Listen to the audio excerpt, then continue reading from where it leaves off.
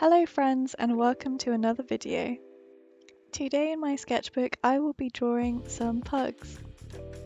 So I start off by holding my pencil at the very top and trying to make loose lines to indicate where the pug's features are.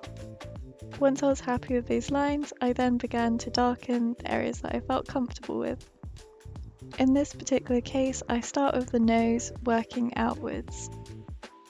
I tried to capture the most obviously dark areas, so this is where the muzzle meets the face and the dark shadows cast by this, as well as the nose and under the chin.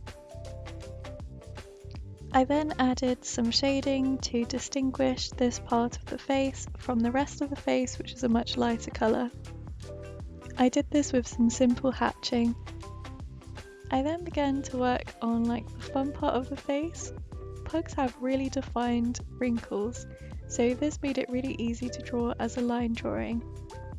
Once I was happy with these first few wrinkles, I decided to define the eye and underneath the eye area. As I was drawing this pug, I found this process a lot easier than when I drew the King Charles Spaniels.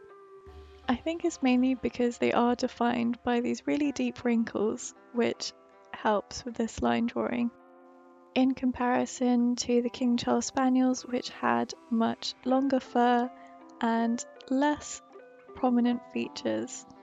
Once I was happy with the right side of the pug, I then began to work outwards and define the left side. Today I decided to draw pugs as I thought they'd be really fun to capture.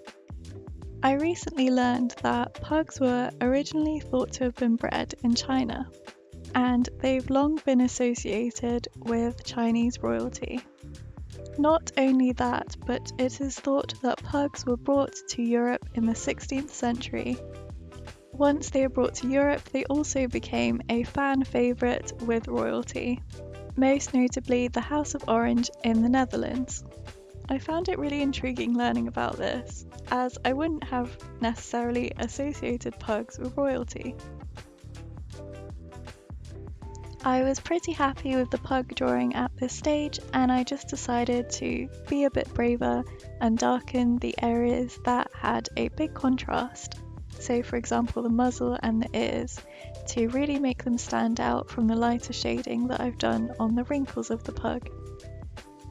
I really liked how this one turned out, as I feel like I captured the pug's essence but without going into too much detail.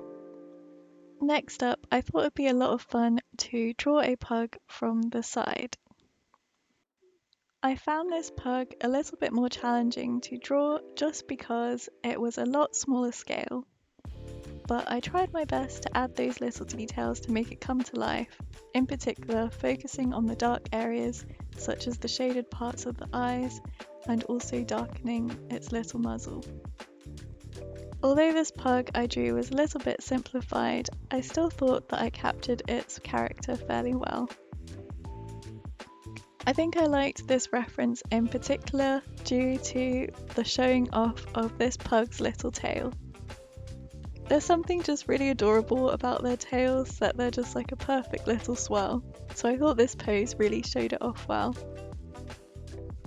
For this next reference that I picked, I thought it would be really interesting to try and challenge my drawing ability in terms of capturing expressions.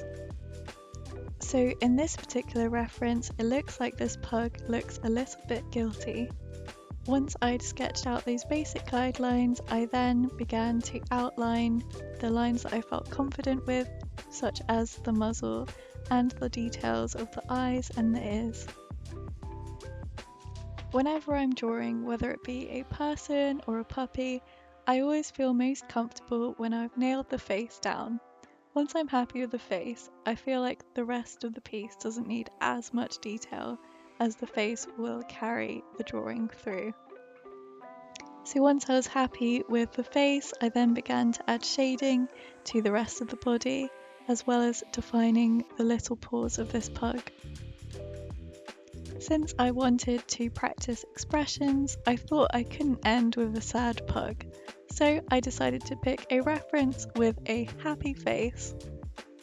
Again, I find this one particularly challenging as it was quite on a small scale, but I think it was still enjoyable to draw. By this point, I felt a lot more comfortable about drawing pugs as I had repeated the same process for the previous 3 pugs. An interesting fact about pugs, since I've got more than 3 now on my page, is that a group of pugs is actually known as a grumble. Overall, I was really happy with how this piece turned out and that I had the chance to practice my expressions. If you'd like to see more, be sure to check out my other videos in the puppy series.